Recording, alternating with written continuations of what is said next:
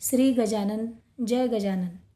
योगीराज श्री गजानन महाराज जी ने अपने दैनिक कार्यों, उपदेशों और अनुभूतियों के माध्यम से अपने भक्तों को अनेक बहुमूल्य शिक्षाएं दी। उन्होंने सादगी, सत्य, प्रेम और करुणा के साथ दैनिक जीवन जीने की शिक्षा दी है।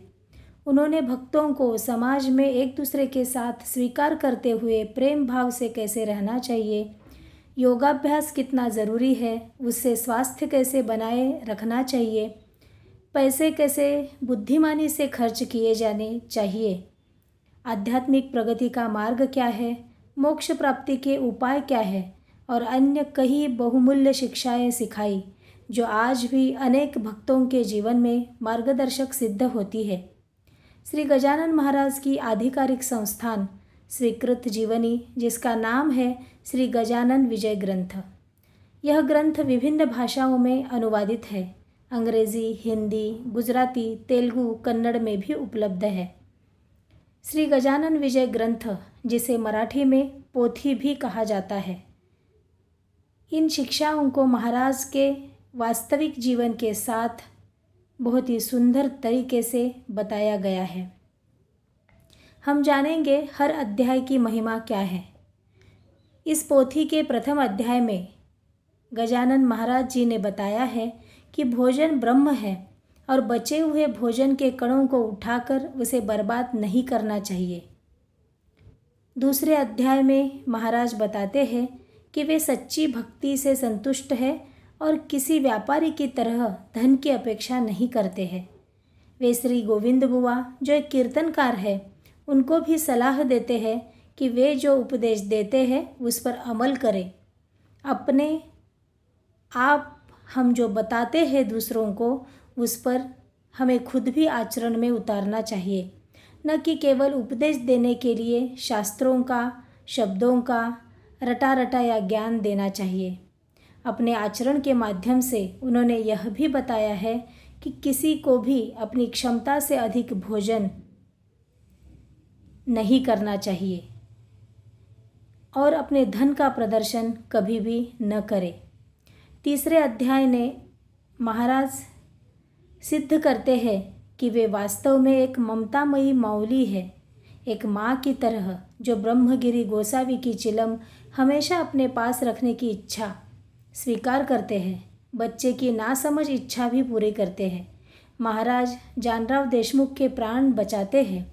तीर्थ और ईश्वर से प्रार्थना के महत्व को उन्होंने इस अध्याय में समझाया है।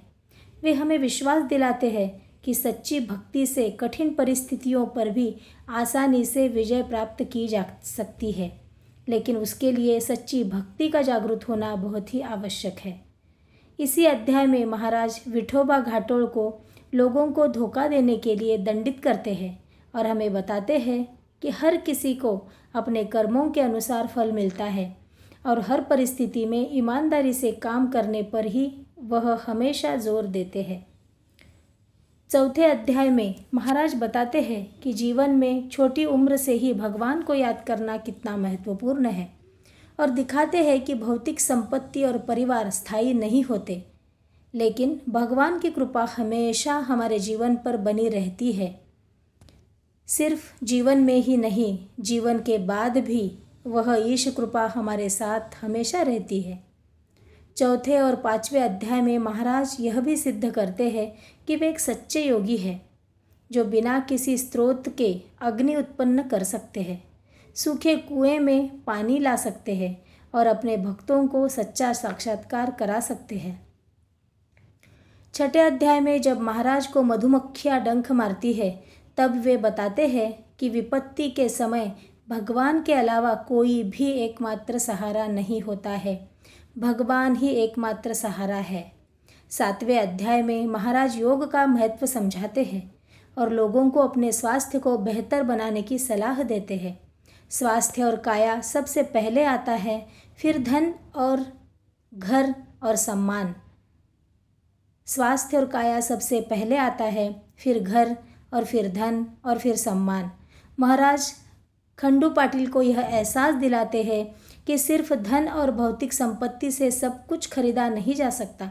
ईश्वर की कृपा और आशीर्वाद से ही सच्ची मनोकामनाएं पूरी होती है।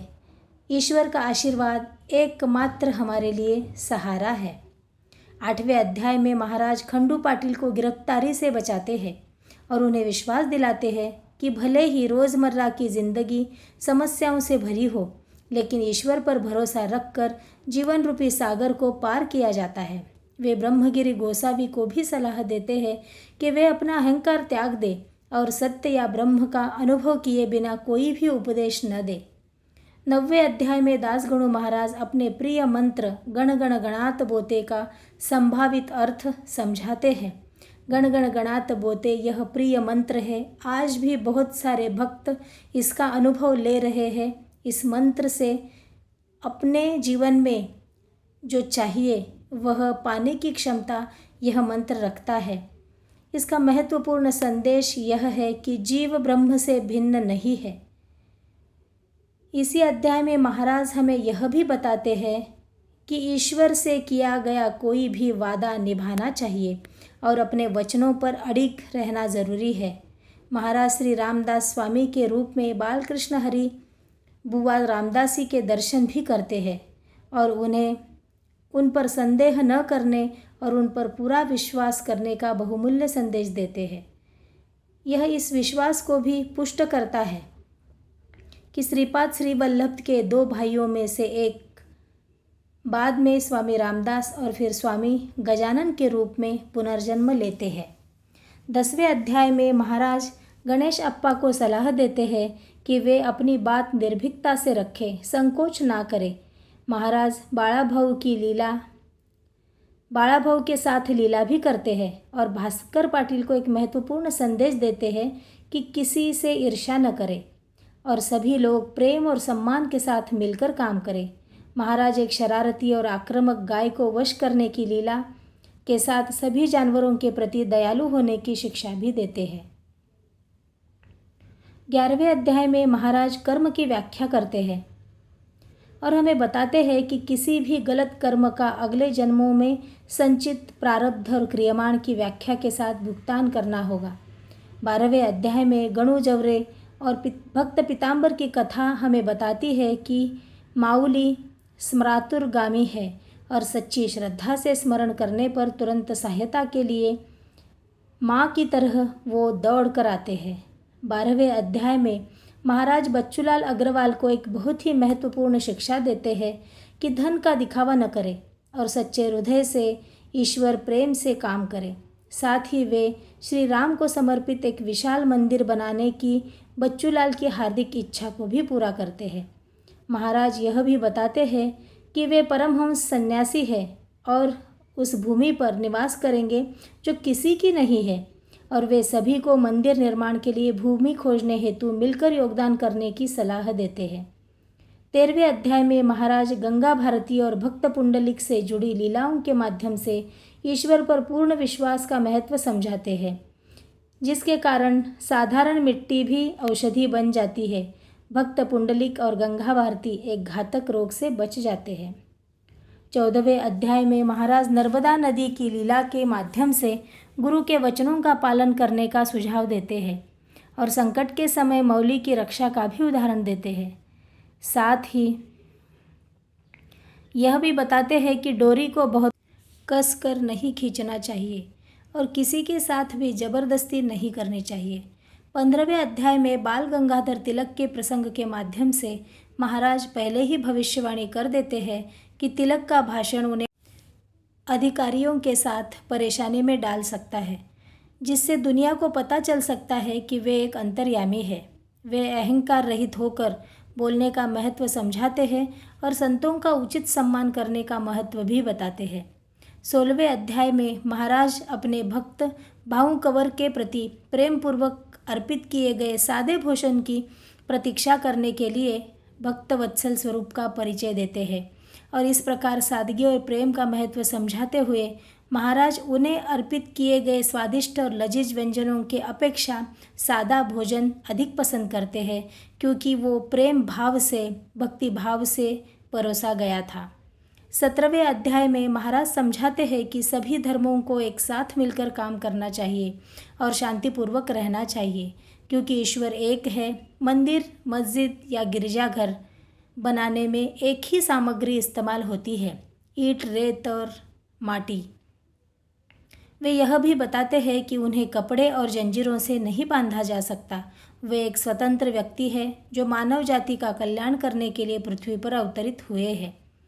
18वें अध्याय में बापूना काले की कहानी हमें बताती है कि सच्ची भक्ति से भगवान के दर्शन हो सकते हैं, जिससे यह साबित होता है कि भगवान सच्ची भक्ति से प्रेम करते हैं और अपने सच्चे भक्त के लिए कोई भी रूप धारण कर सकते हैं।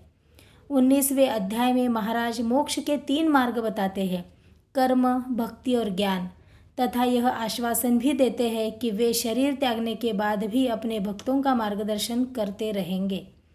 20वें और 21वें अध्याय में महाराज समाधि के बाद भक्तों की सहायता करने के लिए अपने वचनों को सिद्ध करते हैं।